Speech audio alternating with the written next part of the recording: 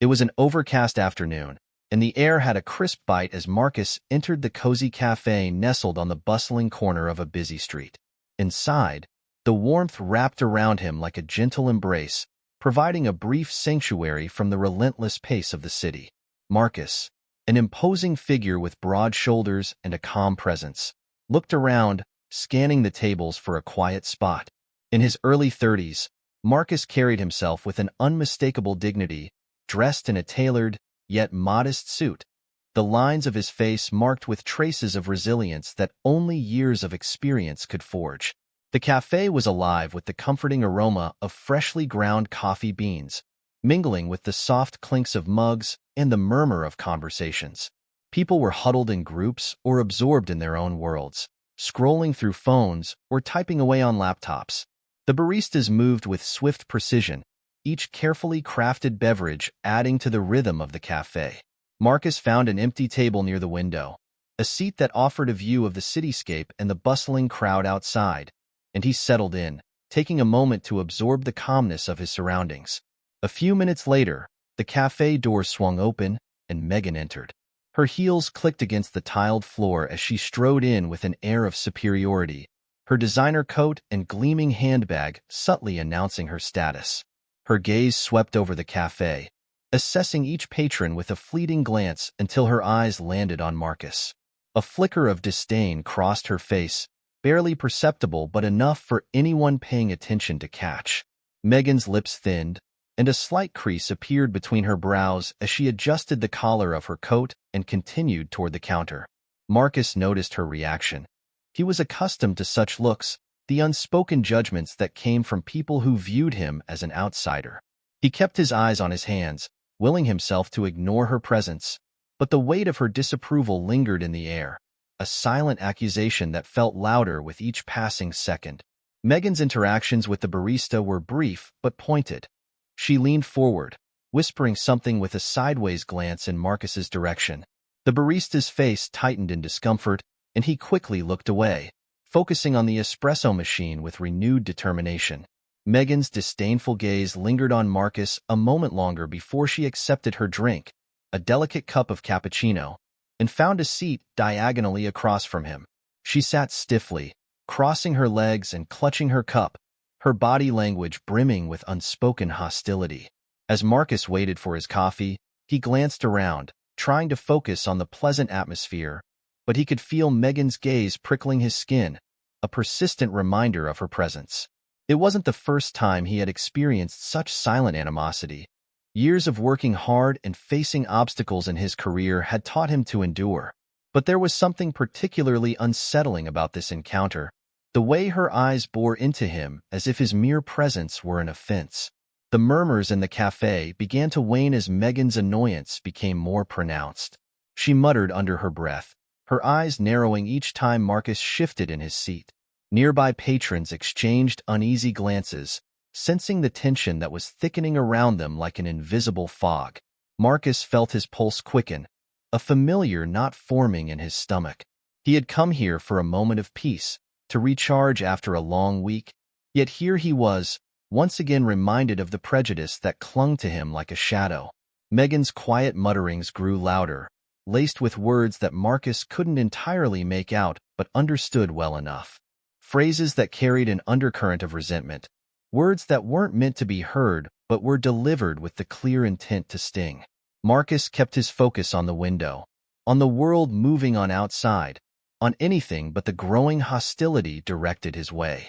Suddenly, as if reaching a breaking point, Megan stood up abruptly, her chair scraping against the floor, drawing the attention of everyone nearby.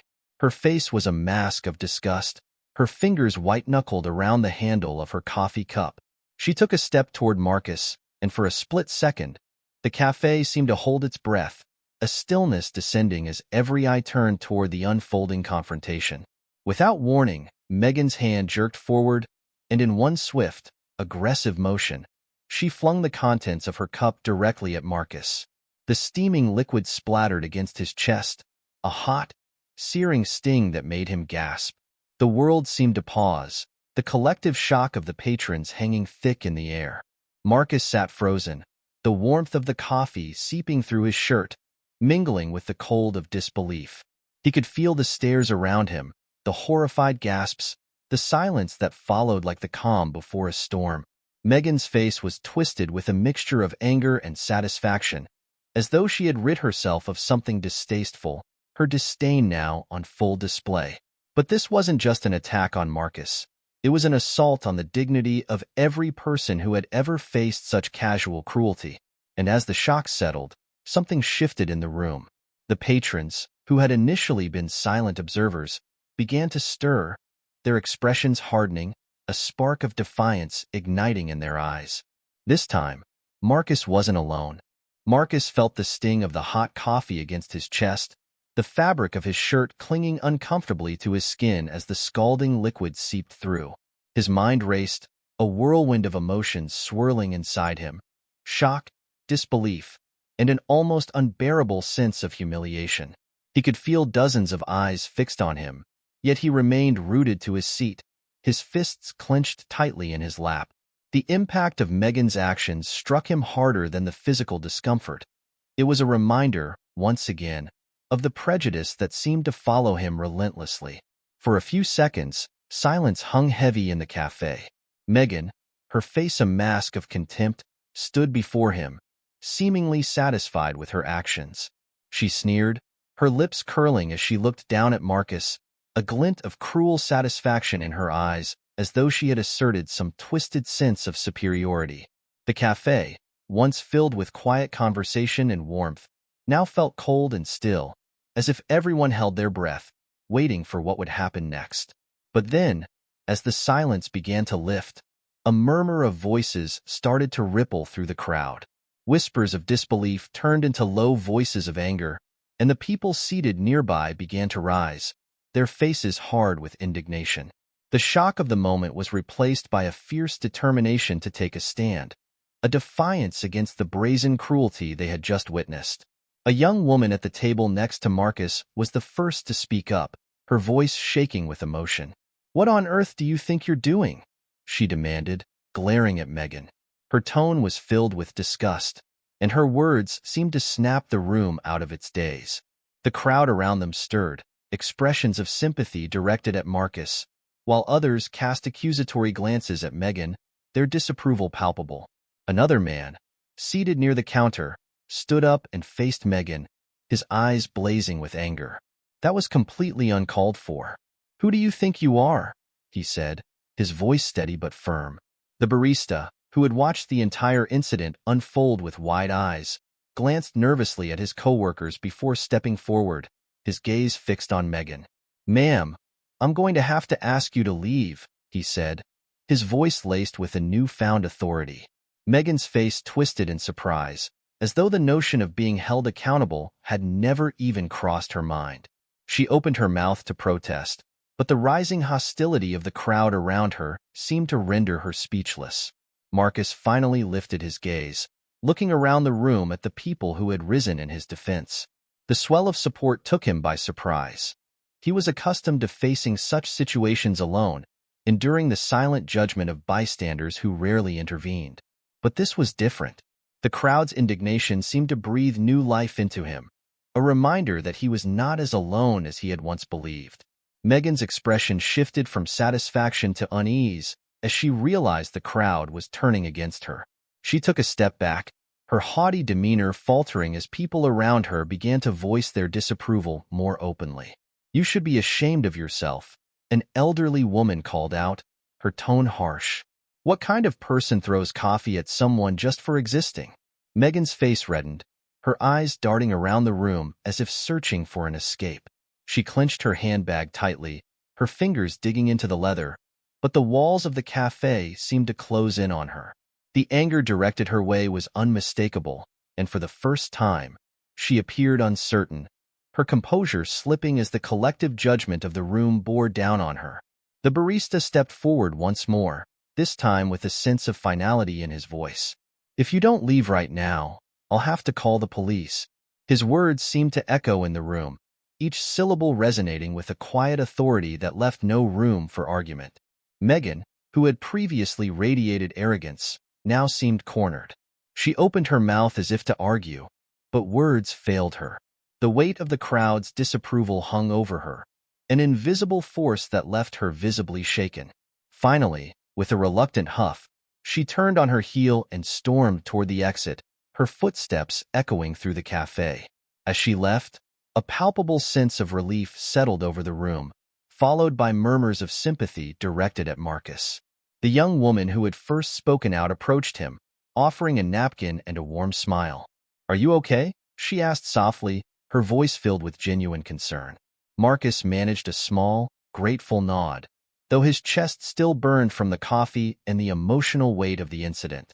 "Thank you," he replied, his voice steady despite the turmoil inside him. The support from these strangers, people who had chosen to stand up rather than stay silent, left a deep impact on him. One by one, other patrons expressed their support, offering him kind words, a napkin, even offering to pay for his dry cleaning. For the first time in a long time, Marcus felt a sense of solidarity, a reminder that not everyone looked away in moments of injustice. The unity in the room felt like a quiet triumph, a reminder that small acts of kindness could push back against the darkness of prejudice. As Marcus sat there, processing what had just happened, he couldn't help but feel a renewed sense of strength. The coffee stain on his shirt would wash out, but the memory of this moment, the courage of strangers and the power of collective empathy, would linger, a lasting reminder that even in the face of cruelty, there was hope. As Marcus watched Megan storm out of the cafe, a mixture of emotions swirled within him: relief, exhaustion, and an unsettling reminder of how deeply prejudice could sting. The shock of the incident still lingered, but the support he had received from the crowd left a mark just as profound, an unexpected comfort in the face of humiliation. He glanced down at his shirt, the coffee stain spreading across the fabric like a scar, a physical reminder of what had just unfolded. As he reached for the napkin the young woman had handed him, Marcus felt a tremor in his hands. He wiped at the coffee stain in vain, knowing it would take more than a simple napkin to erase the reminder of what had just happened. But the warmth of the strangers who had stood by him, who had refused to let the injustice go unchallenged, gave him something to hold on to, a quiet, grounding strength. The young woman, her face still brimming with concern, remained by his side. "Are you sure you're okay?" she asked gently, her eyes searching his face for any sign of distress. Her kindness, simple yet powerful, seemed to cut through the fog of anger and sadness that weighed on him. "Yes," he managed, offering her a small, appreciative smile. "Thank you for speaking up. It means a lot." She nodded, her expression softening. People shouldn't have to put up with that kind of treatment.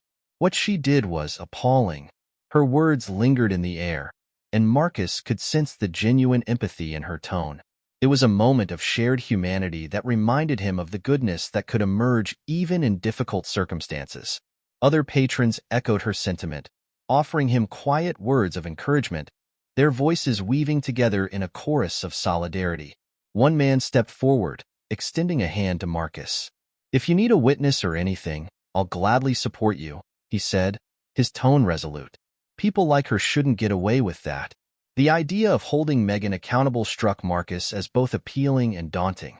He had spent so much of his life trying to avoid confrontations like these, choosing to bear the brunt of prejudice in silence rather than drawing attention to himself.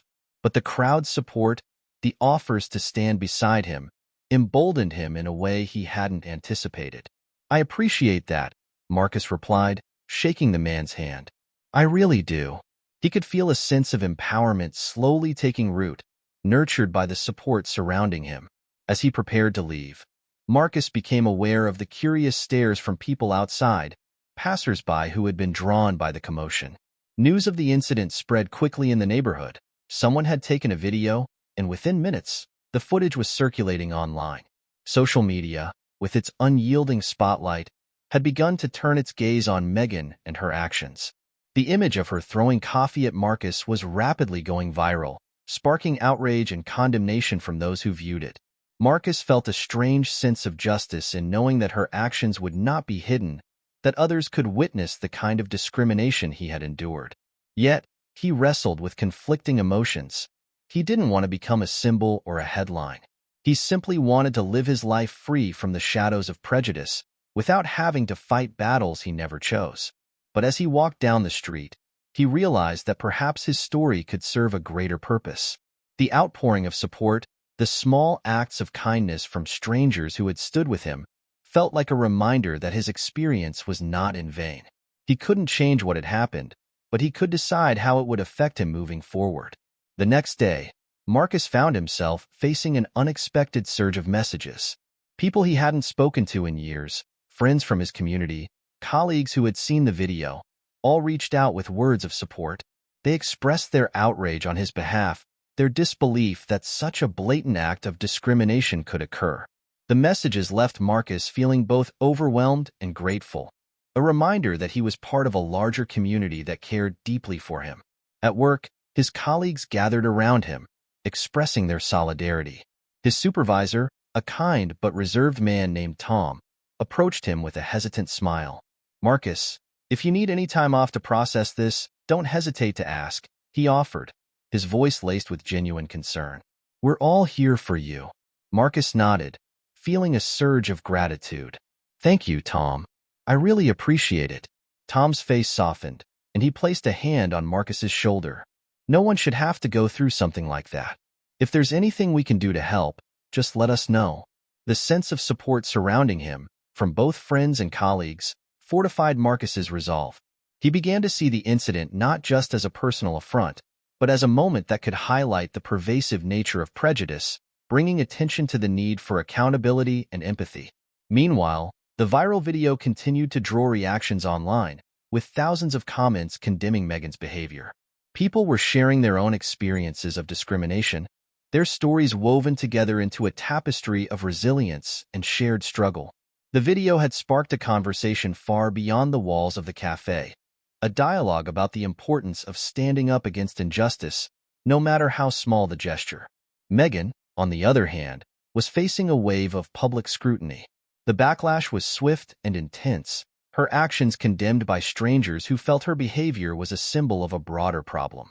The cafe even released a public statement denouncing her actions and expressing their support for Marcus, reinforcing the message that such behavior had no place in their establishment. As Marcus reflected on the aftermath of the incident, he found himself at a crossroads. Part of him wanted to let the issue fade, to move on and leave the painful memory behind. But another part of him recognized the power of his voice, the importance of speaking out not only for himself, but for others who faced similar battles every day. In a quiet moment, he realized that this was not just his story. It was the story of countless others who had been silenced or ignored, who had endured acts of prejudice in silence. And perhaps, in sharing his experience, he could help create a world where such moments of cruelty would be met with unwavering solidarity, where people would stand together in defiance of hate. With renewed resolve, Marcus decided that he would not let this incident define him, but instead, he would use it as a catalyst for change. He would continue to live with dignity and strength, carrying forward the memory of the kindness he had received, a quiet testament to the power of empathy in the face of injustice. The days following the incident at the cafe brought an unanticipated whirlwind of events. Megan, once known for her polished image and social standing, was now facing public condemnation. Her name and face were splashed across social media, labeled as a symbol of prejudice. Her employer, a prestigious firm where she held a senior position, issued a statement denouncing her actions and publicly distancing themselves from her behavior, citing values of inclusion and respect. Megan's fall from grace was swift. Her colleagues and even longtime acquaintances were quick to disassociate from her, unwilling to be linked to such blatant prejudice. The cafe video had ignited a wave of backlash, not just against her, but also against the pervasive attitude she represented. Overnight, Megan found herself the target of public outrage and personal isolation. As she grappled with the consequences, her once influential social circle shrank, leaving her to face a stark reality. Her actions had not only exposed her to judgment, but had also stripped her of the privilege that had once shielded her. Meanwhile, Marcus was navigating his own share of challenges. The outpouring of support he had received from friends, colleagues, and strangers alike was overwhelming, yet it brought its own complexities. People were quick to see him as a symbol, a voice for change, and while Marcus felt grateful, he also wrestled with the weight of these expectations. At work, his supervisor, Tom, approached him with an offer to share his story with the company's diversity committee. It could be a powerful message, Marcus, Tom suggested, his tone encouraging but gentle. Your experience could really drive home the importance of our diversity initiatives. Marcus hesitated, his mind torn between the desire to bring awareness and the reluctance to relive the incident publicly. He had spent years working diligently, trying to prove his worth through his skills and dedication. Becoming a focal point in a conversation about racism and prejudice was not something he had planned or even wanted. He valued his privacy, his ability to keep a low profile, yet now he was faced with a choice that could either amplify his voice or pull him into a spotlight he had never sought. The conflicting emotions gnawed at him, a quiet struggle that lingered long after Tom's words. His thoughts were interrupted by a message from a friend he hadn't spoken to in a while, someone who had seen the video and wanted to connect. The friend spoke passionately about the importance of standing up, of using moments like these to foster awareness and spark change. You have a platform now, Marcus, his friend had said. You could really make a difference. That evening, Marcus sat alone in his apartment, grappling with the implications of becoming a public figure in a battle against prejudice. He had always believed in standing up for what was right, but he had also seen how easily such roles could consume one's personal life. He thought about his family, his colleagues, the peaceful life he had worked hard to build, and how stepping into the spotlight could alter everything. At the same time, he remembered the support he had received in that cafe, the strangers who had stood by him without hesitation. He thought about people who might not have the same support, who faced discrimination in silence, without witnesses or allies to back them up. His resolve began to strengthen, and he realized that this wasn't just about him. It was about everyone who had experienced prejudice and felt alone. As he wrestled with his decision, Marcus's phone buzzed with a notification. To his surprise, it was a request for an interview from a local news outlet that wanted to cover his experience. They had caught wind of the viral video and were eager to share his side of the story. Marcus stared at the message, feeling the familiar knot of anxiety in his stomach. It was yet another reminder of the visibility this incident had brought into his life. Yet, as he weighed his options, Marcus began to feel a quiet determination settle within him. He didn't have to become a public figure or an activist, but perhaps sharing his story could be his way of contributing to a larger cause. He thought about his younger self, the countless times he had faced subtle and overt acts of discrimination, often feeling voiceless and unseen. Maybe this was his chance to give that younger version of himself a voice, to speak out not only for himself but for others who needed hope. He drafted a response to the journalist, agreeing to a brief interview, provided they focused on the support he had received rather than the act of prejudice itself. He wanted the story to be about resilience, about the kindness of strangers, about the solidarity that could stand against hate. Meanwhile, Megan's situation was unraveling further. Her employer, already publicly distancing themselves, was now considering her termination, especially as clients began voicing their discomfort. Her previous confidence and influence had dwindled, leaving her to face the ramifications of her actions alone. Friends she had once relied upon were silent, unwilling to defend her in the face of such public outrage.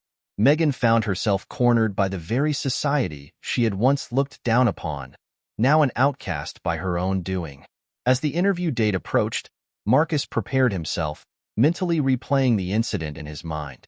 He didn't want to dwell on the pain or focus solely on the injustice. Rather, he wanted to shine a light on the strength of human compassion, on how people had chosen to support him rather than stay silent. He hoped his words could serve as a reminder that kindness could be a powerful force, even in the face of prejudice. The interview was brief but impactful.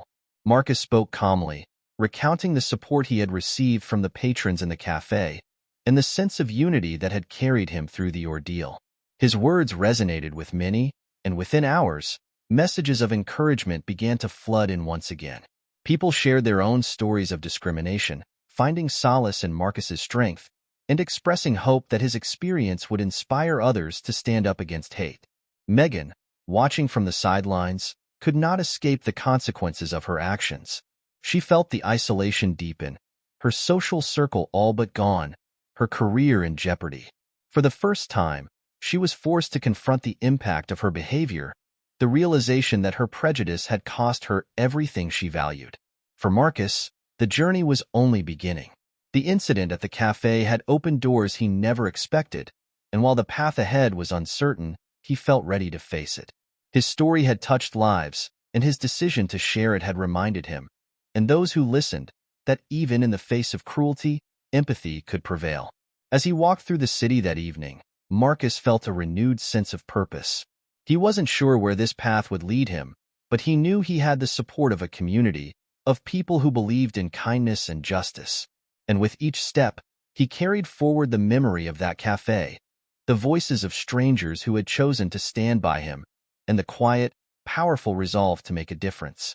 As Marcus's story spread further, gaining traction beyond the local community, the support he received continued to grow.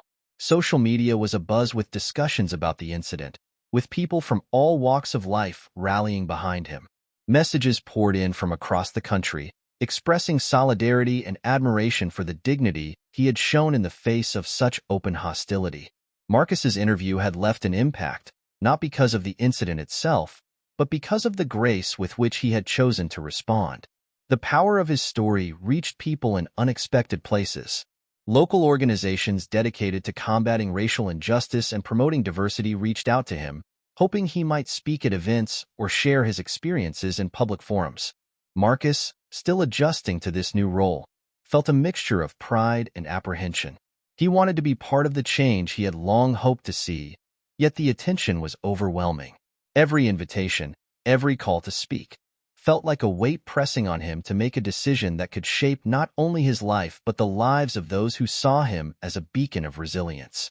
At work, his colleagues viewed him with newfound respect, and Tom, his supervisor, encouraged him to continue using his voice.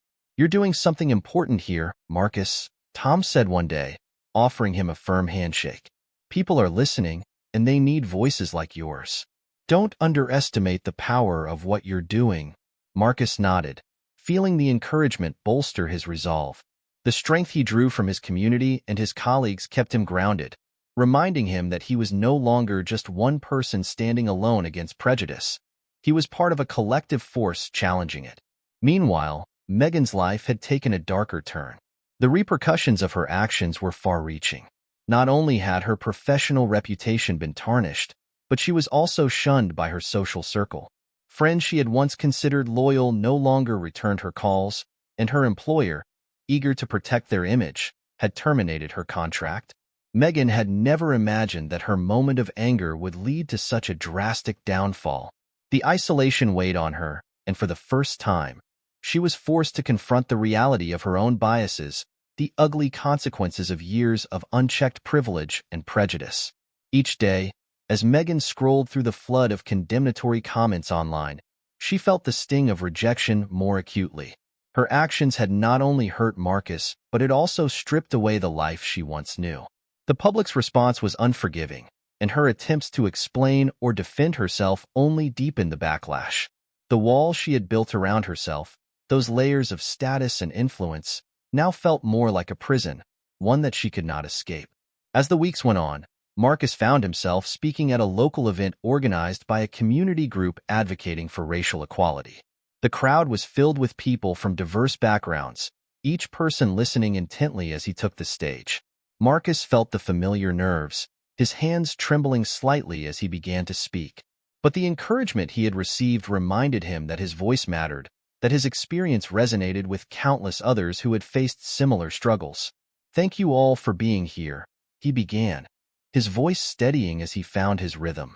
"I never imagined that a simple trip to a cafe would lead to this moment, that an act of cruelty would open the door to so much kindness and solidarity.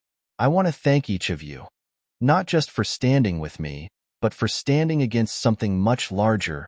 He paused, gathering his thoughts as he looked out at the faces watching him, their expressions filled with empathy and understanding. "What happened to me wasn't an isolated incident," he continued. "It's something that many of us face, often in silence. But if there's one thing I've learned through all of this, it's that silence doesn't protect us.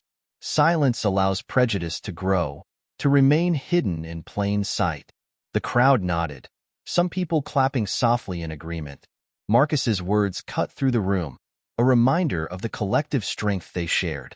He went on to talk about the importance of empathy, of standing up not only for oneself but for others, of creating spaces where people could feel safe and respected. As he finished his speech, the crowd rose to their feet, applause filling the room. Marcus felt a rush of relief and gratitude, the weight of his words settling around him like a comforting presence. He had spoken his truth, shared his experience, and in doing so, had built a bridge of understanding with everyone in that room. Meanwhile, Megan's descent continued. News outlets picked up on her story, painting a picture of a woman brought down by her own prejudices.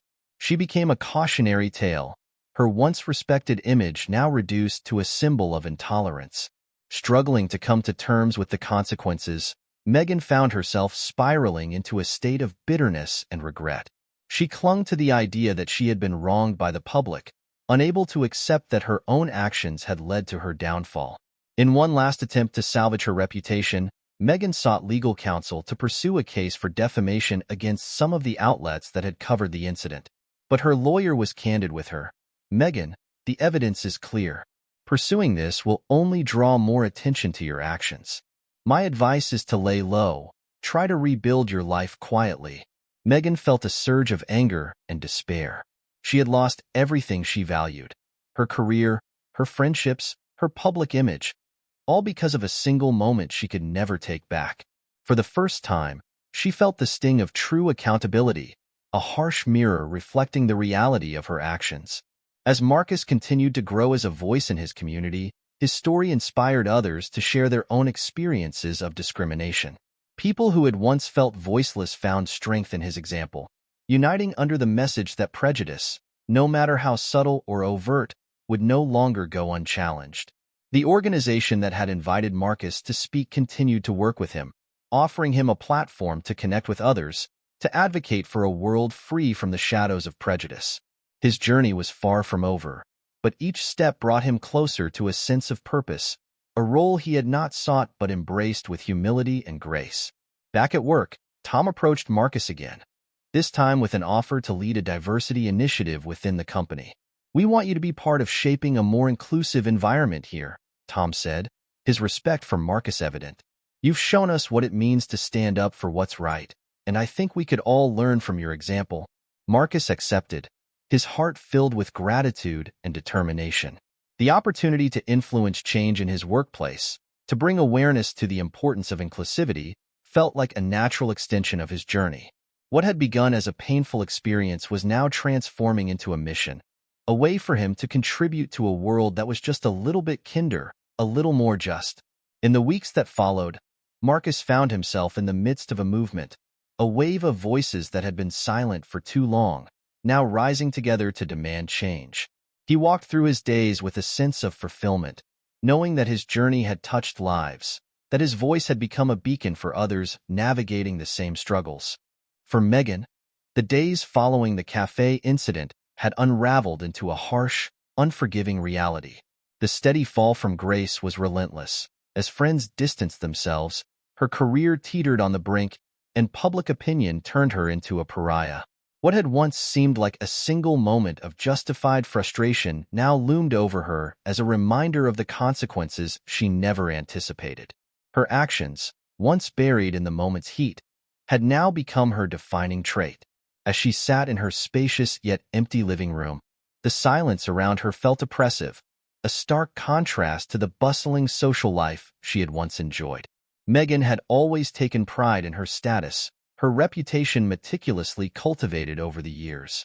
She was used to being respected, even admired, her success a shield she wielded against criticism. But now, that shield had shattered, leaving her exposed to the cold judgment of the world. In moments of solitude, Megan found herself grappling with a storm of emotions: anger, bitterness, and, in fleeting moments, a pang of regret she tried to suppress. She replayed the incident in her mind, her actions feeling like a distant blur, as if they belonged to someone else entirely. How had she allowed herself to cross that line? What had driven her to lash out with such hostility? Her initial reaction was to justify her behavior, to convince herself that Marcus had somehow deserved it. After all, she had been dealing with stress, pressures from work, the strains of a competitive environment. But no matter how many excuses she concocted, the public's response had made it clear. Her actions were inexcusable. Each attempt to deflect accountability felt hollow, like an empty echo in the vast emptiness of her home. Megan had been raised to believe in success, to value achievement above all else. She had always attributed her accomplishments to hard work and dedication, to an unwavering focus that set her apart. But the incident at the cafe had revealed a side of herself she hadn't acknowledged, a prejudice she had hidden even from her own reflection. The realization was uncomfortable, forcing her to confront the biases she had long buried beneath her ambitions. One evening, as she stared at her reflection in the mirror, she saw the cracks in her facade, the dissonance between the image she had crafted and the reality of who she was. Her mind drifted to the moments before she threw the coffee, the surge of irritation she had felt at Marcus's mere presence. The truth was unavoidable now. Her anger hadn't stemmed from anything Marcus had done. It had come from within her, a prejudice that had simmered beneath the surface, waiting for an outlet. The shame gnawed at her, an unfamiliar feeling that left her hollow and restless. She had been so quick to judge him, so certain of her own superiority. Now, that certainty was gone, replaced by a gnawing sense of accountability she couldn't shake. Megan began to question the foundations of her beliefs, wondering if the success she had built was rooted in something far darker than she had ever realized. Desperate to reclaim her reputation, Megan sought out a therapist, someone who might help her untangle the anger and prejudice that had led her to that fateful moment. She approached the sessions with skepticism, unsure if confronting these feelings would change anything. But the therapist's gentle yet probing questions forced her to dig deeper, peeling back layers of resentment and superiority she hadn't realized she carried. "Why do you think you reacted the way you did, Megan?" the therapist asked during one session, her tone calm and non-judgmental. Megan hesitated, her fingers twisting nervously. I don't know. Maybe I was just frustrated. I work hard. I've sacrificed so much, and sometimes it feels like people don't understand the pressures I face. The therapist tilted her head thoughtfully. "Do you think Marcus was part of that pressure?" Megan felt her throat tighten. "No, he wasn't. He was just there. And I reacted." She closed her eyes, the weight of her own admission sinking in. I think I wanted to feel in control, like I was above him, like I deserved to be there more than he did." The words tasted bitter, a confession that left her feeling raw and exposed. For the first time, she recognized the prejudice embedded in her actions, the deep-seated biases she had always denied. The realization was painful, a harsh reflection of the privilege she had wielded so carelessly.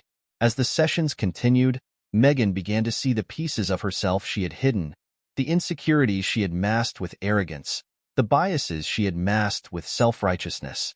She grappled with feelings of guilt, the weight of knowing that her actions had not only hurt Marcus but had also cost her everything she held dear. She could feel the isolation intensify each day, the sting of rejection from the world she once dominated. Her former friends avoided her, colleagues were cold and distant, and the public's disdain was relentless. Her attempts to rebuild her image were met with skepticism, her every move scrutinized and criticized. There was no redemption in sight, no path to reclaim the life she had known. One evening, Megan stumbled across an online discussion about the incident. She read the comments, each one a harsh reminder of the anger her actions had sparked. People shared their own stories of prejudice, of moments when they had been reduced to mere stereotypes, their humanity dismissed by people like her. The stories echoed in her mind, a chorus of pain that felt too familiar. For the first time, Megan understood the impact of her actions, the ripple effect of prejudice that spread far beyond her single moment of anger. In the quiet of her solitude, Megan realized that redemption would not come from regaining her status or repairing her reputation. It would have to come from within, from a willingness to confront the ugliness she had long denied. The journey would be painful, marked by a humility she had never known. But if she ever hoped to rebuild, to find a sense of peace, She would need to dismantle the walls she had built around herself to face the reality of who she had become.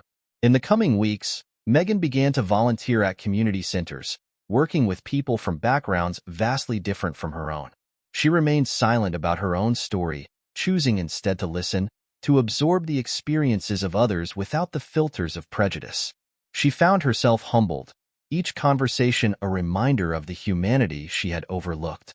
It was a small step, but it felt like the beginning of something new, a path toward understanding that she had once dismissed. While Marcus continued to rise as a symbol of resilience, Megan's journey took her in a different direction. She had become a symbol too, but of the consequences of unchecked prejudice, of a life derailed by privilege unexamined. Her redemption would not be public. It would be quiet, a journey of introspection and change that only she could undertake. For Marcus, Megan's journey was unknown, a distant chapter in a story he had already moved beyond. He remained focused on his own path, using his voice to inspire change, his strength a beacon for those who had faced similar battles.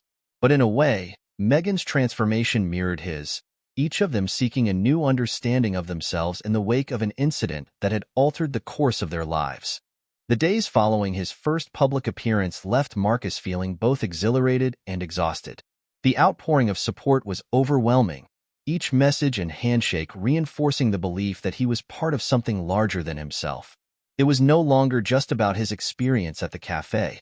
It was a movement, a collective voice against prejudice, and Marcus was at the center of it. His story had resonated with so many people, and the momentum seemed unstoppable. Encouraged by the response, Marcus found himself invited to an event hosted by a well-known advocacy group that focused on racial equality and social justice. The organization had extended a warm invitation, eager to honor him with an award recognizing his resilience and his contributions toward raising awareness. The gesture filled Marcus with pride and a renewed sense of purpose. He saw it as a validation of his efforts, a sign that his experience had truly made a difference. The evening of the event was grand, held in an elegant hall filled with supporters, activists, and influential figures who had dedicated their lives to the cause. Marcus arrived with a sense of hope, feeling that this was the beginning of something transformative, not just for him, but for everyone who had ever felt marginalized.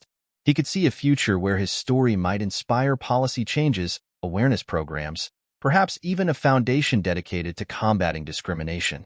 As he mingled with attendees, Marcus felt the warmth of their admiration, the shared desire for a world where people were judged not by the color of their skin but by the content of their character. He shook hands with activists, community leaders, and even local politicians who spoke passionately about their commitment to equality.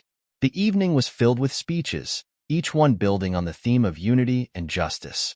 Marcus could feel his spirits lifting, a lightness settling over him that he hadn't felt in a long time. However, as the night wore on, a quiet undercurrent of tension began to ripple through the crowd. He noticed subtle changes, whispered conversations, sidelong glances that made him uneasy. Marcus tried to ignore it, focusing instead on the positive energy of the evening. But just as he was about to take the stage to accept his award, a member of the organization's board approached him with a strained expression. "Marcus, can we have a word?" the board member asked, leading him away from the crowd. In a quiet corner of the hall, away from the applause and smiles, Marcus listened as the board member explained that there had been a complication. A sponsor, one of the event's primary donors, had expressed concerns over the controversy surrounding the cafe incident. They felt that Marcus's story, while important, had drawn too much negative attention and feared it might tarnish their brand's reputation. The board member looked apologetic, but his words felt like a blow to Marcus's chest. "We're incredibly grateful for what you've done," the board member said, his tone almost pleading. "But there are other considerations, political and financial ones. The sponsor is insisting that we reconsider the award. They feel that your story, while inspiring, might overshadow the event's broader goals." Marcus could feel his heart sink, the hope that had filled him moments before draining away. This was supposed to be a celebration of resilience, a night to honor his journey and the journey of so many others who had faced similar struggles. Yet here he was, facing another obstacle, a reminder of the very prejudice he was fighting against. The irony felt cruel, the timing brutal. He had come so far, only to be reminded that the path to change was still fraught with resistance. He stood there, words failing him as the weight of disappointment settled over him. The board member offered an apology, empty words that did nothing to ease the sting of rejection.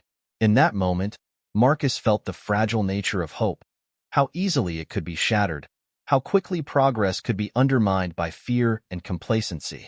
The rest of the evening passed in a blur. Marcus returned to his seat, his awards ceremony postponed indefinitely, the applause and praise now hollow in his ears. He forced a polite smile, nodded at well-wishers, but inside, he felt a profound sense of betrayal. The very people who had invited him to speak about change had faltered at the first sign of controversy, abandoning the principles they claimed to uphold. As he left the event, Marcus's mind raced with questions and doubts. Was this journey even worth it? Each step forward seemed to come with an unexpected setback, a reminder that the road to justice was long and winding. The public support, the interviews, the invitations, all of it felt tainted now, overshadowed by the painful realization that not everyone was ready to stand with him when it mattered most. That night, as Marcus walked home, he felt the familiar weight of disillusionment settle over him. He had hoped that his story would inspire unity, that it would serve as a catalyst for change. But now, he questioned whether his efforts were making any real difference, or if he was simply part of a cycle where progress was hindered by the very systems claiming to support it. For days afterward, Marcus wrestled with his disappointment. He tried to focus on the positive, on the people who had supported him, the moments of solidarity he had experienced. But the memory of that night lingered, a bitter reminder that his journey was far from over. He thought about stepping back, about retreating from the public eye, and returning to the quiet life he had known before. The pain of fighting, of being disappointed, felt almost unbearable. But in his lowest moments, Marcus remembered the faces of the people who had shared their stories with him, the strangers who had reached out, inspired by his resilience. He thought about the countless others who faced prejudice in silence, who needed someone to keep fighting, to keep speaking out. And so, with a renewed sense of purpose, Marcus resolved to continue. The setback had shaken him, but it hadn't broken him. He realized that true change was slow, often met with resistance and disappointment. But if he gave up now, he would only be affirming the fears of those who doubted him. This was not the end of his journey. It was a reminder of why his voice mattered, why every story of resilience added to the collective strength of those standing against prejudice. The road ahead was long, but Marcus knew he was not alone. He carried with him the strength of his community, the voices of those who had been silenced, and a promise to keep fighting, no matter how many false hopes he encountered along the way. The setback at the awards ceremony left Marcus feeling raw and uncertain, but his determination to continue his fight against prejudice remained. Yet, as he moved forward, he began to notice the toll this journey was taking on his relationships. The support he had received was invaluable, but it came with its own challenges as people around him began to see him not just as Marcus, but as a symbol, a leader in a fight he hadn't chosen but now felt obligated to pursue. At work, Tom, his supervisor, approached him in private. "I just wanted to check in on you, Marcus," he said with genuine concern. "I know things have been intense lately. If you need to take a step back, know that you have our full support." Marcus appreciated Tom's understanding, but he felt a sense of responsibility that kept him from stepping away. "Thank you, Tom. Really. It means a lot to know I have your support, but I feel like I need to keep going. There are so many people looking to me now." Tom nodded, a thoughtful expression crossing his face. "I get that. Just remember, you're human too. Don't lose yourself in the process." Marcus left the conversation with a renewed sense of gratitude, but also a growing awareness of the personal cost of his journey. His role as a public figure against prejudice was one he carried with pride, but it also meant that his personal life was increasingly intertwined with the expectations of others. He felt as though he was constantly balancing on a thin line, wanting to stay true to himself while also feeling the weight of those who saw him as a voice for change. In the following weeks, Marcus reconnected with old friends, people who had supported him long before his story went viral. One afternoon, he met up with Jordan, a close friend from college. They hadn't seen each other since before the cafe incident, and Marcus looked forward to a moment of normalcy. They sat in a small cafe, a different one this time, and the familiar warmth of their friendship wrapped around Marcus like a comforting blanket. Jordan listened intently as Marcus recounted the recent events, the highs and the lows, the sense of purpose mixed with exhaustion. "Man, you're really out here doing big things," Jordan said, admiration clear in his voice. "But how are you really holding up?" Marcus hesitated, considering how much to share. It's complicated, you know? I'm grateful for all the support, but sometimes it feels like I'm living two lives. There's the Marcus everyone sees, the guy who's speaking up, fighting against prejudice. But then there's just me. And sometimes I feel like I'm losing that part of myself." Jordan nodded, his gaze steady. "That's a lot of pressure, man. But remember, you're allowed to take breaks. You don't have to carry this all alone." Marcus sighed, the weight of his friend's words settling over him. It was a reminder he needed, one that resonated deeply. As much as he wanted to make a difference, he couldn't lose sight of himself in the process. Their conversation turned lighter, with Jordan sharing stories from his own life, anecdotes that had nothing to do with activism or prejudice. For a moment, Marcus felt a sense of relief, a reminder that he was still grounded, still connected to the life he had known before everything had changed. Jordan's friendship was a sanctuary, a space where he could be himself without the expectations that now followed him everywhere. As the days passed, Marcus continued to navigate his dual roles. The support he received was uplifting, yet he also encountered subtle resistance from people who questioned his commitment or expected him to be the perfect advocate. Every interaction became a delicate balance, a tightrope walk between his own beliefs and the weight of public perception. At home, his relationship with his sister, Lisa, grew strained. Lisa had always been protective of Marcus, and while she admired his strength, she also worried about the toll it was taking on him. "Marcus, you're doing amazing work," she told him one evening. "But sometimes I wonder if you're putting too much of yourself into this. You have to take care of yourself too." He looked at her, seeing the worry etched on her face. "I know, Lisa. It feels like this is bigger than me now. I can't just walk away from it." Lisa sighed, reaching out to squeeze his hand. "I get that. Just promise me you'll remember who you are in all of this. You're not just a symbol. You're my brother." Her words lingered with him, a gentle reminder of the importance of staying grounded. In his quest to inspire change, Marcus knew he couldn't forget the people who had stood by him, who had supported him not just as an activist but as a person. Lisa's presence in his life was an anchor, a reminder that no matter how far his journey took him, he had a family that cared for him beyond the headlines and speeches. As he reflected on his relationships, Marcus realized that the support of his friends and family was his foundation. They kept him strong, grounded in reality, and reminded him of the importance of balance. He began to understand that while his voice could inspire others, it was equally important to nurture the parts of himself that existed outside of the public eye. He started setting boundaries, carving out time to spend with friends, to reconnect with the life he had built before his story had gone viral. These moments of respite, of laughter and shared memories, became a sanctuary where he could recharge, refocusing his energy for the battles ahead. He found comfort in these connections, each one a reminder of the life he wanted to protect, the person he wanted to remain despite the demands of his newfound role.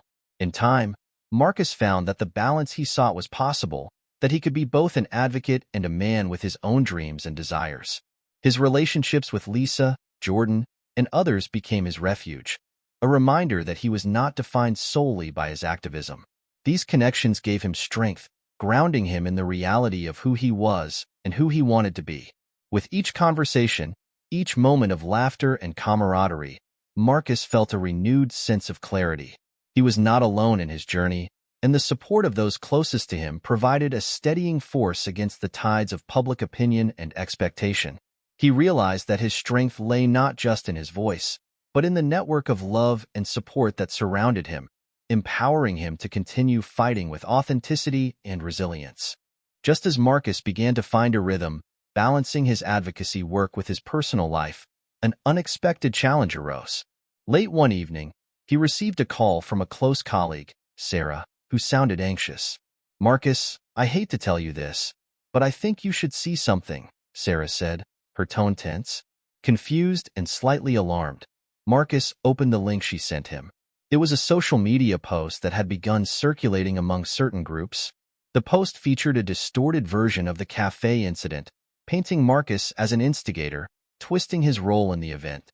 The message spread quickly, accompanied by hateful comments and derogatory remarks, accusing him of exaggerating the incident for personal gain and portraying him as someone using his story for fame. A sinking feeling settled in Marcus's chest as he scrolled through the comments. The backlash was fierce, filled with anger and resentment. Some posts went as far as to question his character, accusing him of manipulating the narrative for attention and financial gain. His identity, his integrity, everything he had built, was now being scrutinized by strangers who knew nothing of his journey.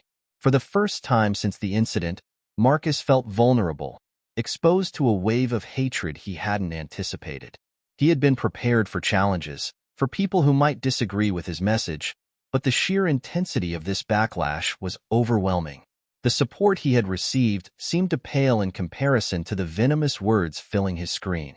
The situation quickly escalated, with the post reaching a larger audience, bringing with it a barrage of negative attention. News outlets picked up on the controversy, questioning the authenticity of his story and portraying Marcus as someone who had profited from his ordeal. Every detail of his life was scrutinized, every move questioned. Even some of his supporters seemed to waver, unsure of what to believe. Marcus's phone buzzed incessantly with messages, some supportive, others critical. Friends and colleagues reached out, offering reassurance, but Marcus felt the weight of doubt pressing down on him. For the first time, he wondered if he had made a mistake by stepping into the spotlight. He questioned whether his story had truly helped, or if it had merely added fuel to a fire that was now consuming his life. He spent sleepless nights, his mind racing with anxiety. The image of himself that had once been clear was now blurred by the accusations, leaving him grappling with self-doubt. The journey he had embarked upon, once filled with purpose, now felt like a trap, an endless cycle of validation and criticism that threatened to engulf him. Lisa, sensing his distress, called him one night. Her voice was calm but firm. "Marcus, you can't let these people get to you. They don't know you. They don't know what you've been through." Marcus sighed, rubbing his eyes. "I thought I was prepared for this, Lisa, but it's so much. It's like everything I've worked for is slipping away." Lisa's tone softened. "You've come too far to let them bring you down. You've inspired so many people, and you can't let a few voices overshadow that. You know your truth, Marcus. That's what matters." Her words brought a measure of comfort, but the doubt remained. Every public figure, he realized, faced this moment, a point at which the criticism felt heavier than the praise, where the road to change felt like a path of isolation. He had wanted to be a voice for those who had none, but now he felt like his own voice was being drowned out.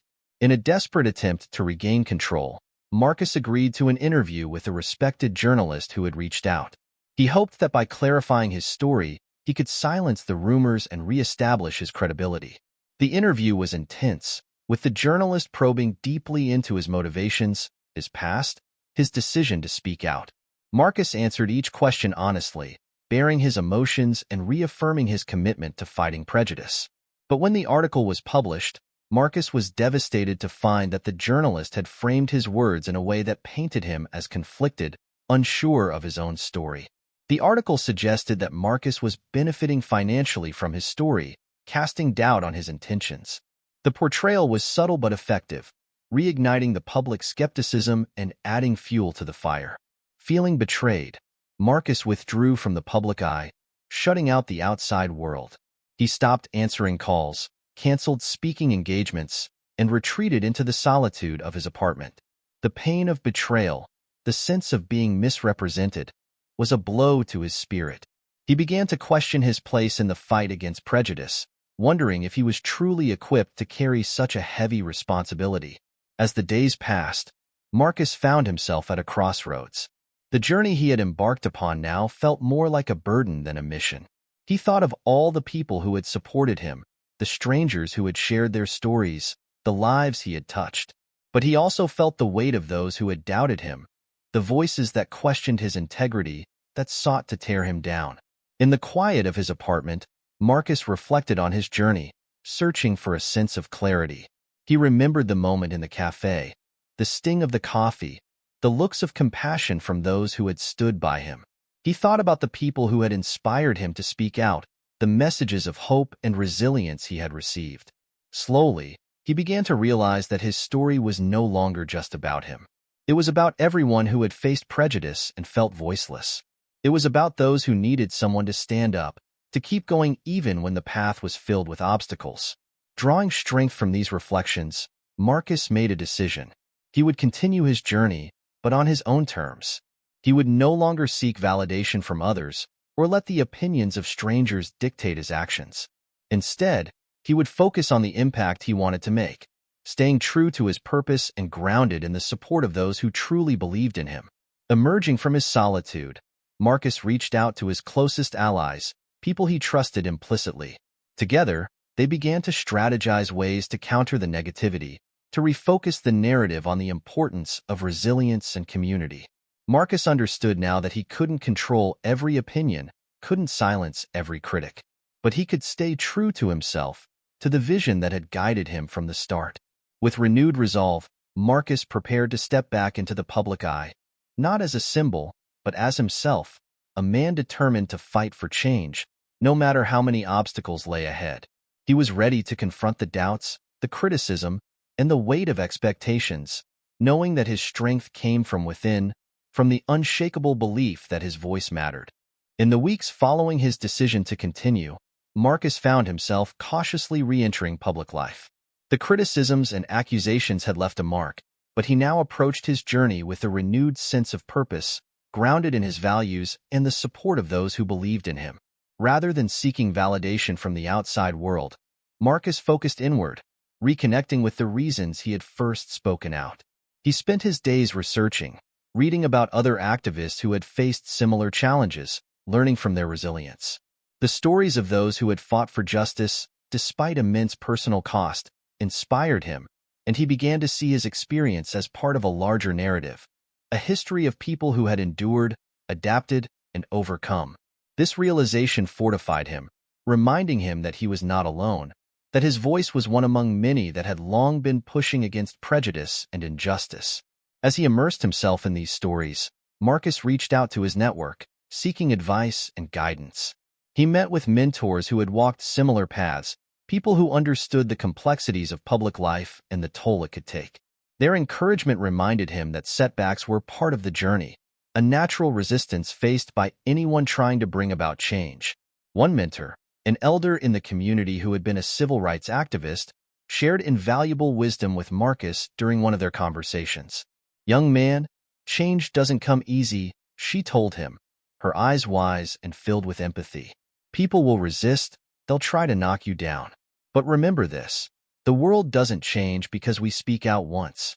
It changes because we keep showing up, day after day, no matter what they say." The mentor's words resonated deeply, giving Marcus a new perspective.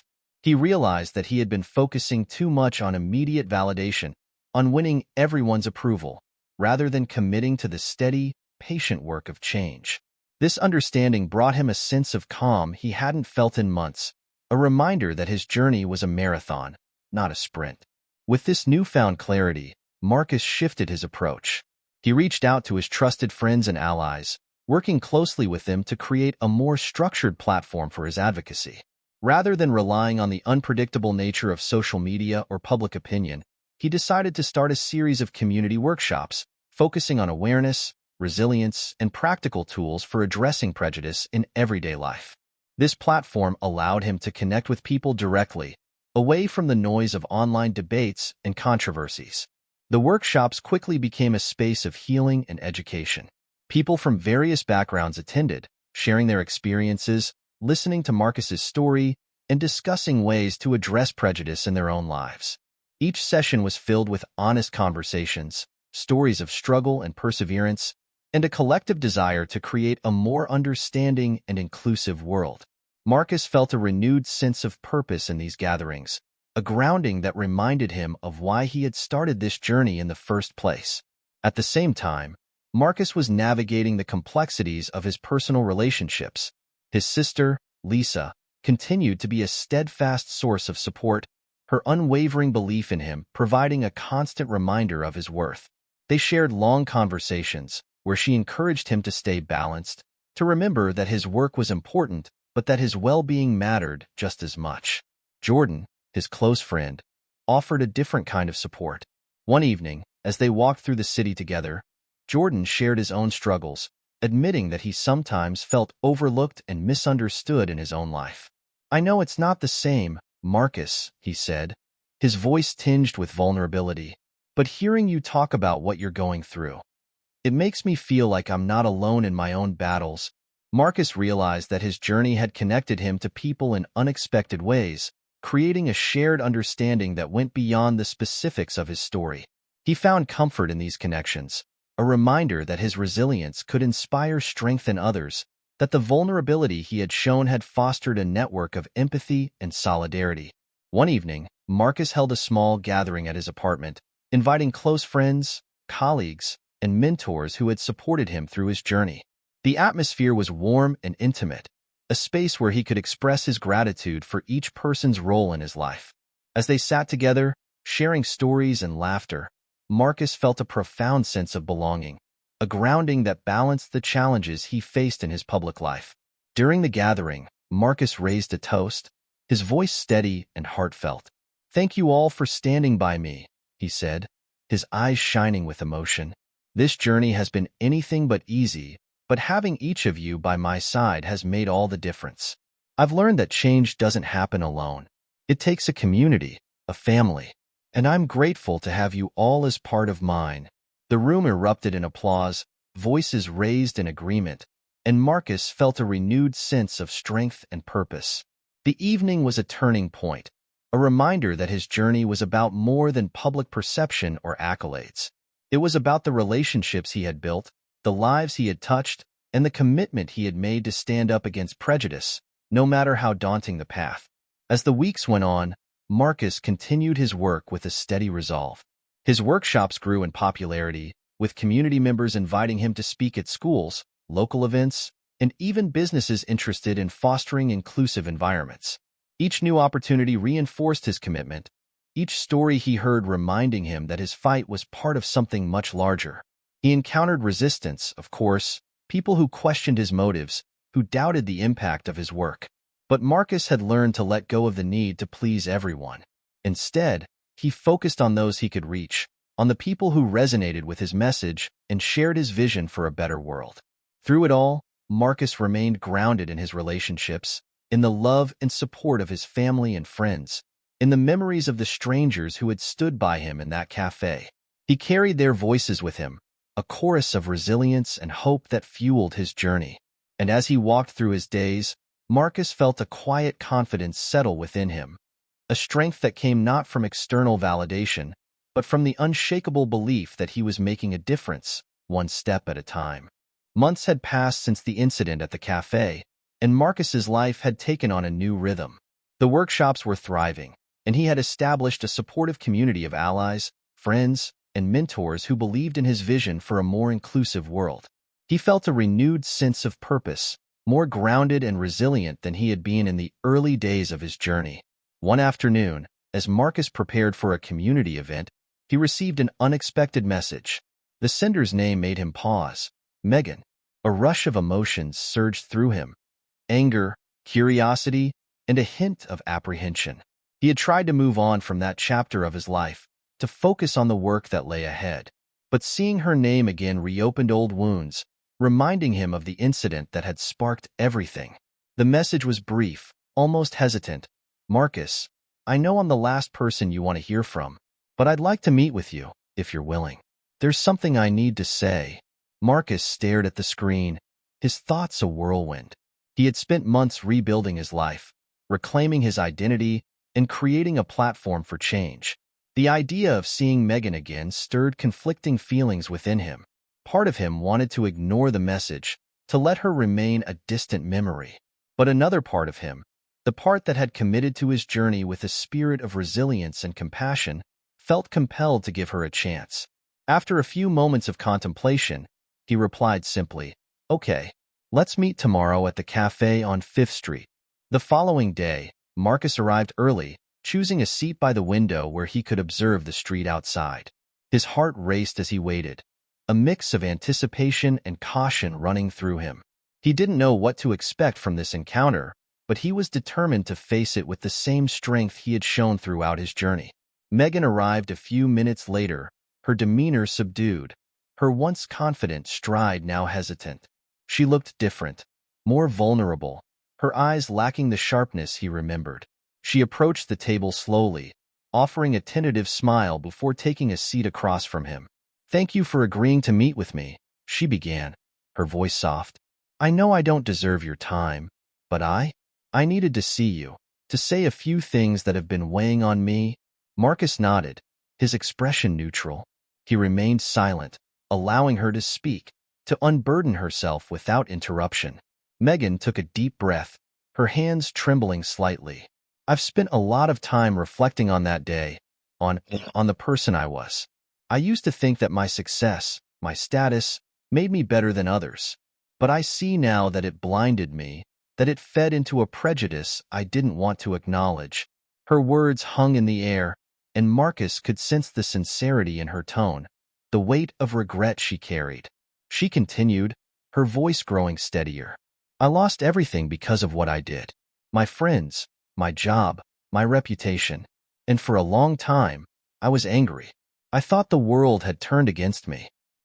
But then I realized that the problem wasn't the world. It was me." She paused, looking down at her hands as if gathering the courage to continue. "I've been volunteering, trying to understand the impact of my actions, to see beyond my own perspective. And I know that I can't change the past, that I can't undo what I did to you. But I wanted to tell you that I'm sorry. Truly sorry." Marcus took a deep breath, feeling the complexity of the moment settle over him. He had imagined this apology in different ways, but hearing it in person, seeing the vulnerability in Megan's eyes, stirred something unexpected within him. After a long silence, he finally spoke, his voice calm but firm.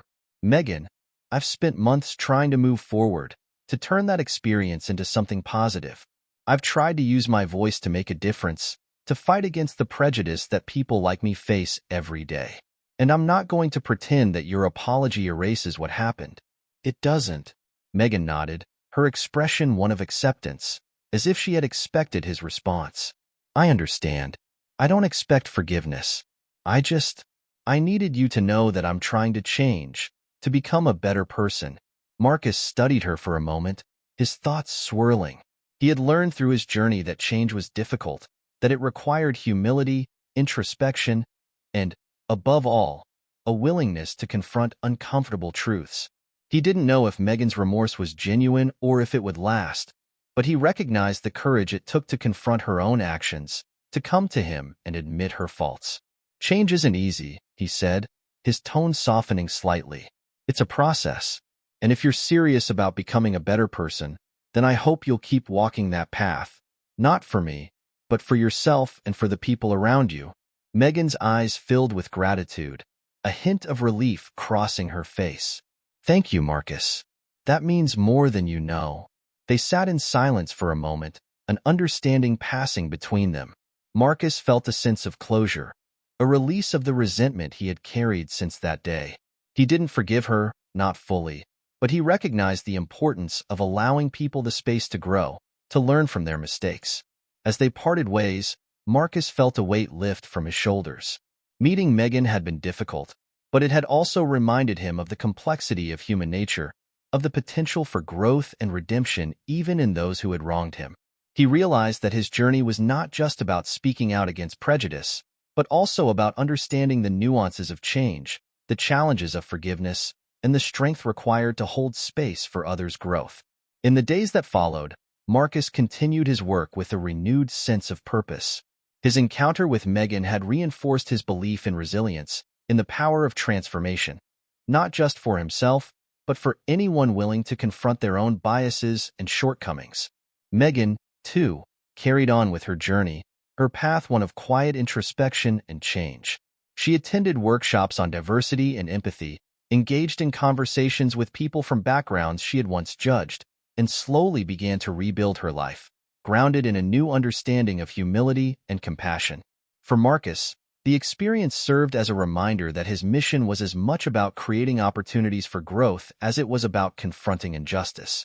He knew that change was often slow, that it required patience, courage, and a willingness to embrace complexity. But as he looked forward, he felt more prepared than ever to continue his work, to speak out, and to build a world where understanding and empathy prevailed over hatred and prejudice.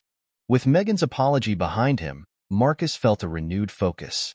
The encounter had served as a reminder of the complexity of his journey, reinforcing his commitment to his work. He knew that creating lasting change required patience, resilience, and the willingness to confront uncomfortable truths. As he continued his workshops and public speaking engagements, Marcus saw the ripple effect of his work. People were inspired to share their stories, speak out against prejudice, and engage in conversations they had once avoided. But as his influence grew, so did the resistance. One afternoon, Marcus received a call from the director of a large community center where he was scheduled to hold an upcoming workshop. The director's voice was apologetic but tense. "Marcus, I'm so sorry, but we've had to cancel your event. Some of our sponsors expressed concerns about the recent controversy surrounding your work. They're worried it might reflect poorly on the organization." The news hit Marcus like a blow. He had worked tirelessly to establish himself as a credible, sincere advocate, and yet, here he was, facing setbacks from those who feared the implications of his message. He thanked the director, his voice steady, but inside, frustration boiled. The support he had garnered was undeniable, yet it seemed that his influence had reached a point where it threatened those who preferred the status quo. Over the next few weeks, Marcus encountered similar obstacles. Venues that had once welcomed him with open arms now hesitated, citing pressure from sponsors or concerns about potential backlash. The subtle, systemic resistance was a reminder of the uphill battle he was fighting. A battle not just against individual acts of prejudice, but against an entire network of influence and power that resisted change.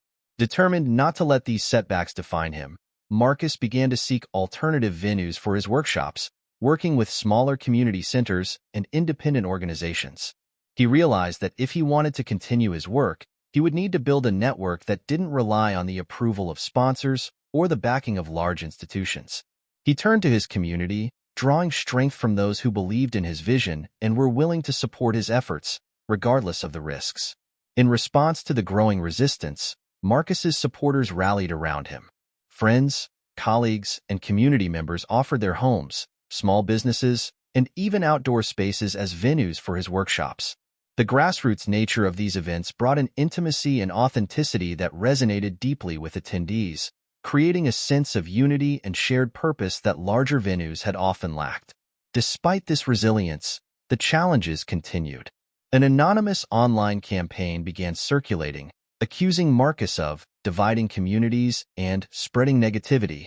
The accusations stung, particularly because they came from faceless voices that sought to discredit him without engaging in honest dialogue. The attacks felt relentless, each one a reminder of the resistance that often met those who dared to challenge deeply ingrained biases. As the campaign gained traction, Marcus found himself at a crossroads. His voice, once a symbol of hope and resilience, was now being portrayed as a threat by those who feared change. He questioned whether his efforts were truly making a difference, or if they were merely agitating those who refused to confront their own biases. One evening, as he sat alone, Marcus felt the weight of his journey pressing down on him. He thought about the people who had been inspired by his story, the individuals who had found courage in his workshops. But he also thought about the obstacles, the cancellations, the accusations. He wondered if he was truly equipped to continue this fight, if he had the strength to withstand the opposition that seemed intent on silencing him. In the midst of his doubts, Marcus received a message from a young woman who had attended one of his early workshops. Her words were simple but powerful. "Thank you for showing me that my voice matters. Because of you, I've started standing up for myself, for my community." The message reignited a spark within him, a reminder of the impact he had made, not in grand gestures, but in the small, personal moments that resonated with people on an individual level. Marcus realized that his work was not about winning the approval of everyone, but about reaching those who needed his message the most, those who were ready to listen and grow. Emboldened by this renewed sense of purpose, Marcus decided to push forward with his work, even if it meant facing increased opposition. He reached out to his network of supporters, organizing a series of public events designed to foster dialogue and resilience. These events would be free, open to everyone, and centered around the principles of empathy, inclusion, and understanding. However, as the date for his first public event approached, Marcus received word that a prominent group known for opposing social justice movements planned to protest his event. The news sent a ripple of concern through his team, and Marcus could feel the tension rising. This was a level of resistance he hadn't encountered before, organized, vocal, and determined to disrupt his message. Despite the risks, Marcus was resolute. He knew that standing down would only reinforce the power of those who sought to silence him. He prepared himself mentally, reaching out to his friends and allies for support, and rehearsing his speech with a renewed sense of determination. He was ready to face whatever opposition came his way, to stand firm in his convictions and deliver his message, no matter how many voices tried to drown him out. The day of the event arrived, and Marcus stood at the entrance of the venue, greeting attendees as they filtered in. Outside, a group of protesters gathered, holding signs and chanting slogans meant to discredit his work. The tension in the air was palpable, and Marcus could see the concern on the faces of those attending his event. But he also saw a spark of resilience, a determination that mirrored his own. Taking the stage, Marcus looked out at the audience, his heart steady as he began to speak. His voice was calm but powerful, each word carrying the weight of his journey, the strength of his convictions. He spoke about the challenges of fighting prejudice, the importance of resilience, and the need for empathy in a world that often seemed divided.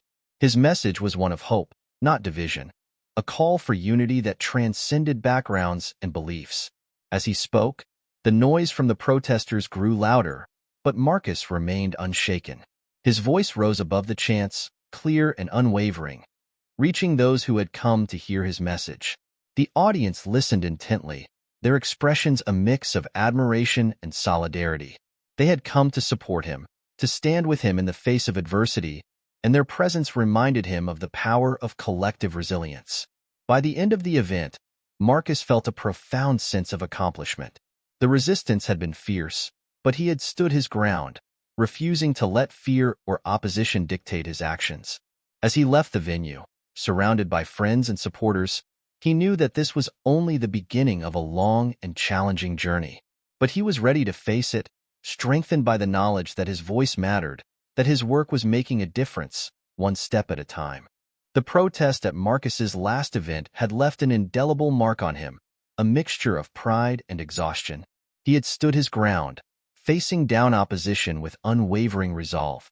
But the experience reminded him of the scale of resistance that lay ahead, the deeply entrenched biases that would not be dismantled overnight.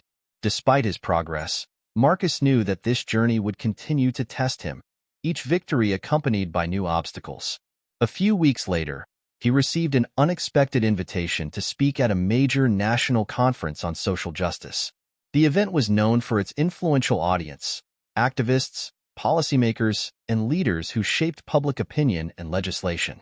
It was a rare opportunity, one that could elevate his message to a national level and solidify his place in the movement. Marcus was thrilled, but as he prepared his speech, he received a phone call that would alter the course of his journey. It was from a senior member of the conference's organizing committee.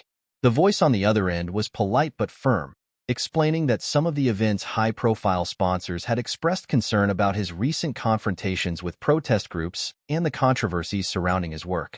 "We're still more than happy to have you speak, Marcus," the organizer said, "but we would ask that you avoid mentioning any of the more controversial aspects of your work. We need to keep the message positive, focused on unity, and steer clear of anything that might be divisive." The request felt like a punch to the gut. Marcus had worked tirelessly to build his message on honesty and authenticity, never shying away from the difficult truths about prejudice and discrimination.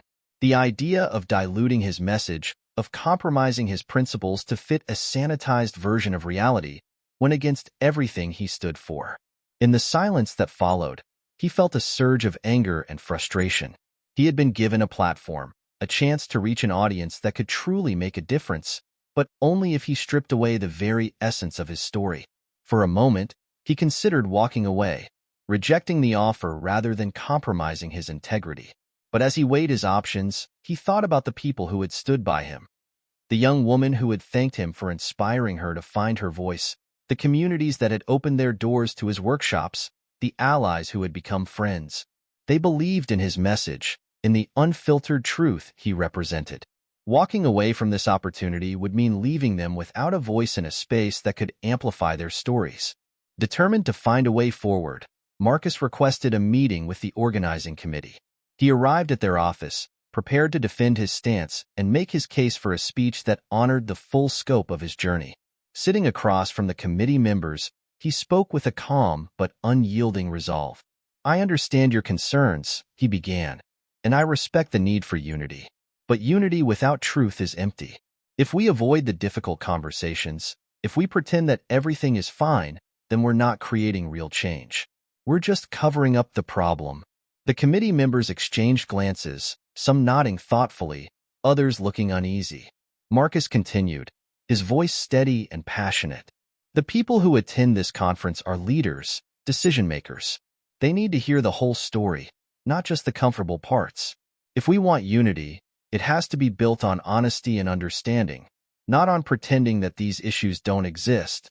After a tense silence, one of the senior committee members leaned forward, her expression one of respect. "Marcus, I think you're right. We didn't invite you here to sugarcoat the truth. We invited you because your story matters, and because your courage in speaking out is exactly what we need. I'll talk to the sponsors. You have our support to speak freely."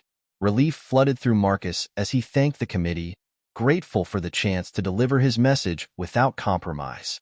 Over the next few days, he poured his heart into preparing his speech, determined to make every word count. He knew that this was more than just an opportunity to share his story. It was a chance to advocate for those who had been silenced, to shine a light on the realities that many preferred to ignore.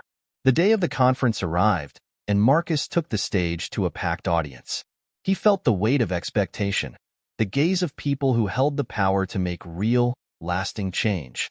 But instead of nerves, he felt a calm confidence, a clarity that came from knowing he was speaking his truth.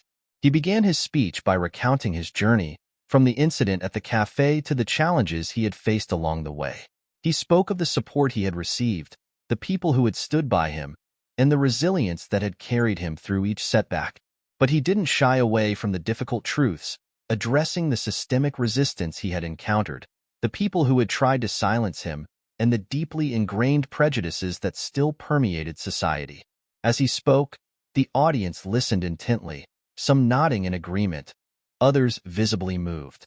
Marcus's words carried a power that transcended the personal, a call to action that resonated with everyone in the room. He ended his speech with a challenge, a reminder that change required courage from everyone, not just those who experienced prejudice firsthand. "We all have a role to play," he said, his voice strong. "If we want a world where everyone is treated with respect and dignity, we need to confront these issues head-on. We need to listen, to learn, and to act. It won't be easy, but together, we can make it happen." The room erupted in applause, the energy electric as people rose to their feet. Marcus felt a surge of gratitude and pride, a deep sense of fulfillment that validated every struggle he had faced. He had spoken his truth, honored his journey, and in doing so, he had inspired others to join him in the fight for change.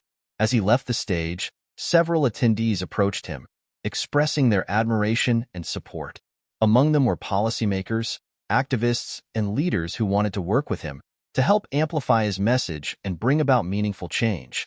Marcus knew that this was only the beginning, but he felt ready for whatever lay ahead, strengthened by the knowledge that his voice had reached people who could truly make a difference. Reflecting on the journey that had brought him here, Marcus felt a profound sense of purpose. The road had been long, filled with obstacles and doubts, but he had stayed true to himself, refusing to let fear or opposition silence him. He understood now that his work was more than just a personal mission. It was a legacy, a commitment to a future where justice and empathy prevailed over prejudice and division. For Marcus, the journey was far from over, but he walked forward with a new strength, a resilience forged through struggle and perseverance. He knew that the impact of his work would extend beyond his lifetime, a testament to the power of speaking out, standing firm, and believing in a better world.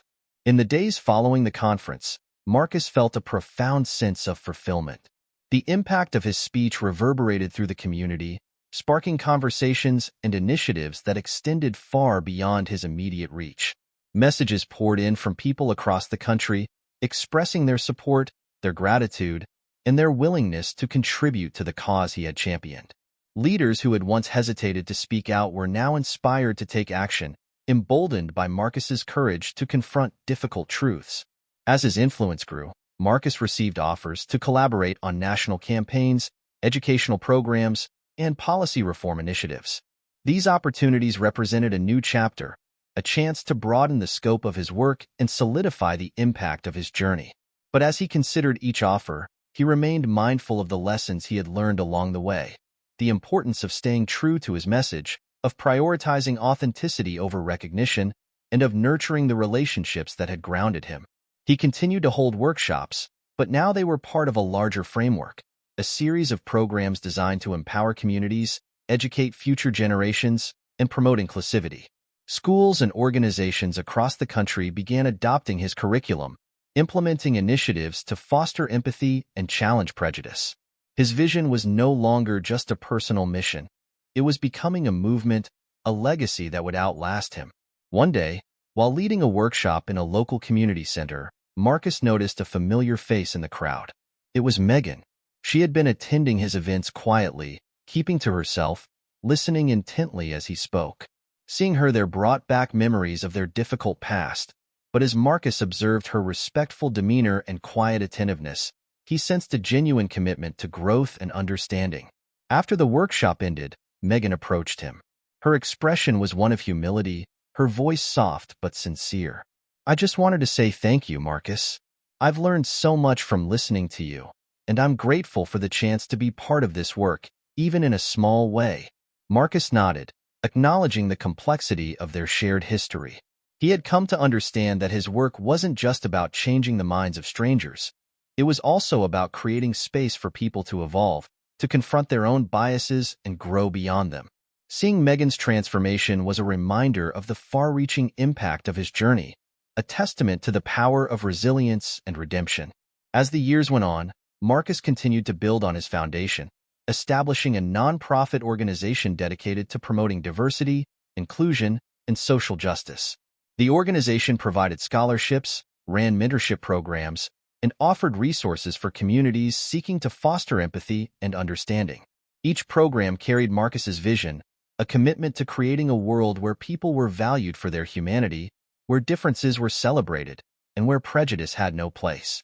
Reflecting on his journey, Marcus felt a profound sense of peace. He had faced countless challenges, moments of doubt, and opposition from those who had sought to silence him. But through it all, he had stayed true to himself, driven by a purpose that transcended personal recognition. His work had become a legacy, a living embodiment of his belief in a just and inclusive world. One evening, as he walked through the neighborhood where it had all begun, Marcus passed by the cafe where the incident had first occurred. He paused, gazing at the familiar building, a flood of memories washing over him. What had once been a moment of humiliation and anger had transformed into the catalyst for a lifetime of purpose. He felt a deep gratitude for the journey, for every person who had stood by him, and for the countless lives that had been touched by his work. As he turned to leave, Marcus noticed a small plaque near the entrance of the cafe. It bore a quote from one of his speeches: "Change begins with courage. Unity begins with understanding." The plaque was a quiet acknowledgement of his journey, a symbol of the impact he had made, and a reminder that even the smallest acts of resilience could spark movements that changed the world. Walking away, Marcus felt a renewed sense of purpose, a reminder that his journey was far from over. He would continue to fight for justice, to inspire others, and to leave behind a legacy that would pave the way for future generations. His work had taught him that change was possible, that hope could flourish even in the face of adversity, and that the courage to speak out could transform not just one life, but an entire community.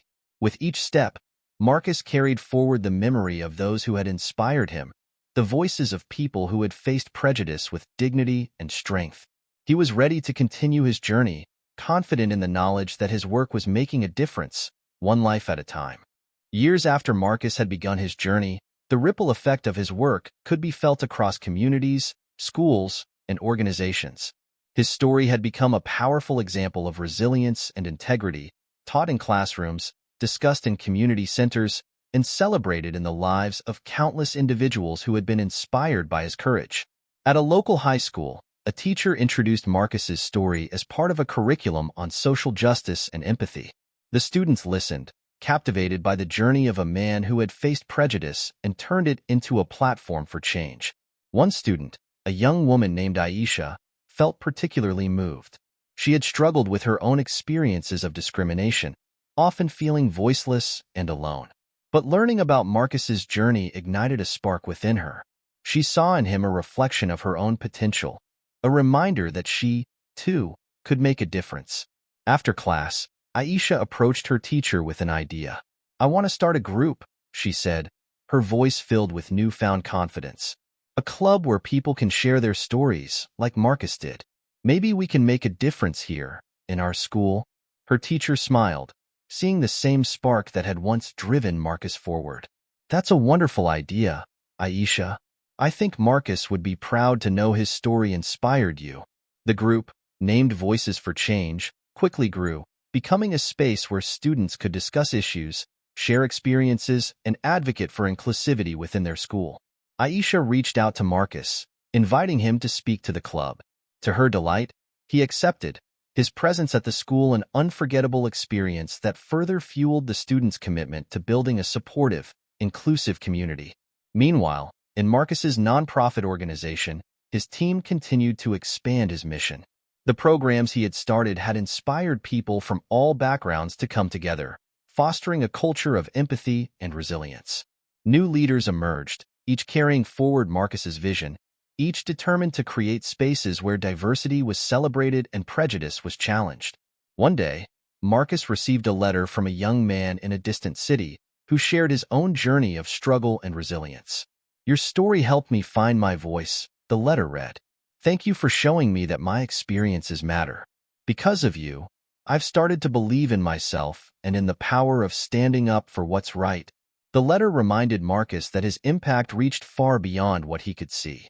He understood that his journey was not just about the speeches, the workshops, or the recognition. It was about the lives he had touched, the people who had found strength in his example, and the communities that were stronger because of the work they had done together. Reflecting on his path, Marcus felt a deep sense of fulfillment. He knew that the world was still far from perfect, that prejudice and injustice still existed. But he also knew that each step he had taken, each story he had shared, and each person he had inspired was part of a larger movement, a movement that would continue long after he was gone. As he looked to the future, Marcus felt a quiet confidence in the legacy he was leaving behind. His journey had started with a single moment of humiliation, but it had transformed into a lifetime of purpose. And though the road ahead would still have challenges, he felt ready to face them, grounded in the knowledge that he was part of something bigger than himself. In every community, every school, and every individual who had been inspired by his story, Marcus's spirit lived on, a testament to the power of resilience, the strength of unity, and the enduring impact of one person's determination to make the world a better place. Years passed, and Marcus's work became a cornerstone in the fight for social justice and inclusivity.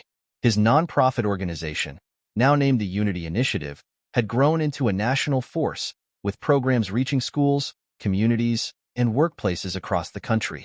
Under Marcus's leadership, the Unity Initiative developed partnerships with educational institutions, community leaders, and government organizations, each committed to fostering understanding and empathy.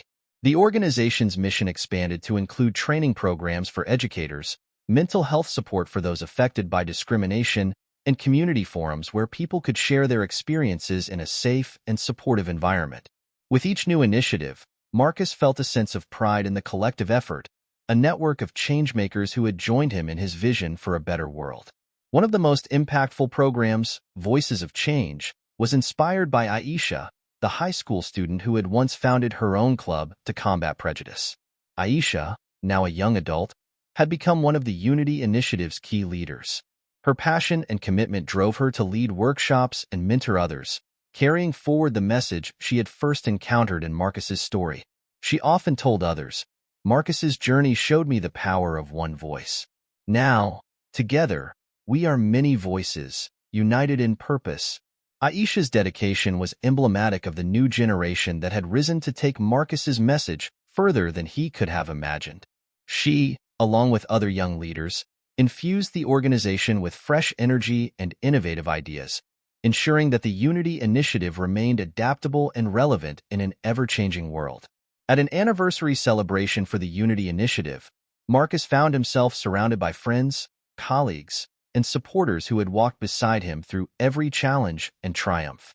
As he looked around, he saw familiar faces: Lisa, his sister, whose unwavering support had been his anchor; Jordan, his close friend, who had become one of his organization's most vocal advocates; and even Megan, who now actively volunteered with the organization, her presence a symbol of personal growth and transformation. When it was time for him to speak, Marcus felt a surge of gratitude. He took the stage, his voice steady as he addressed the audience. "Thank you all for being here, for believing in this journey, and for standing with us as we build a world where unity is rooted in understanding and empathy." This organization began as a response to one person's experience, but today, it belongs to all of you. It's a testament to the power of resilience, to the courage of those who choose to speak out, and to the strength of a community united in purpose. He paused, scanning the faces in the crowd, each one reflecting the impact of his journey. "Our work is far from over," he continued. "But as I look at each of you, I am filled with hope, because I know that together, we are unstoppable. Together, we will continue to make this world a place where everyone is valued and respected." The crowd rose to their feet, their applause filling the room with warmth and unity. Marcus felt a profound peace, knowing that his journey had evolved into something greater than himself, a movement, a legacy that would endure. As the years continued, the Unity Initiative expanded internationally, with branches in other countries adapting Marcus's vision to their unique cultural landscapes. His story was shared in classrooms, studied in university courses on social justice, and celebrated as a shining example of resilience and compassion. For each person who heard it, Marcus's journey served as a reminder that change, no matter how challenging, was possible, and that the strength of one voice, united with others, could transform the world. In his later years, Marcus retired from his role as director of the Unity Initiative, passing the leadership to Aisha and a new generation of passionate advocates. He remained involved as an advisor, his wisdom and experience a guiding light for those who carried on his work. Watching from the sidelines, Marcus felt a quiet satisfaction, knowing that his life's purpose had been fulfilled and that his legacy would continue to inspire long after he was gone. On his final visit to the café where it had all begun, Marcus noticed a small plaque near the entrance. It read, "In memory of Marcus Carter, whose courage and compassion sparked a movement for change." The inscription was simple but powerful, a lasting tribute to the impact of a single moment that had transformed not only his life but countless others.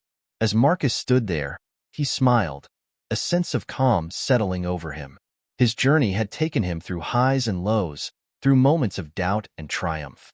But he knew that every step had been worth it, that each struggle had been part of a larger story, a story of unity, resilience, and the enduring power of one person's determination to create a better world. In that moment, he realized that he had not only changed his own life but had paved the way for future generations to carry forward his dream. And with a final glance at the plaque, Marcus walked away, his heart full, knowing that his legacy was secure, his purpose fulfilled.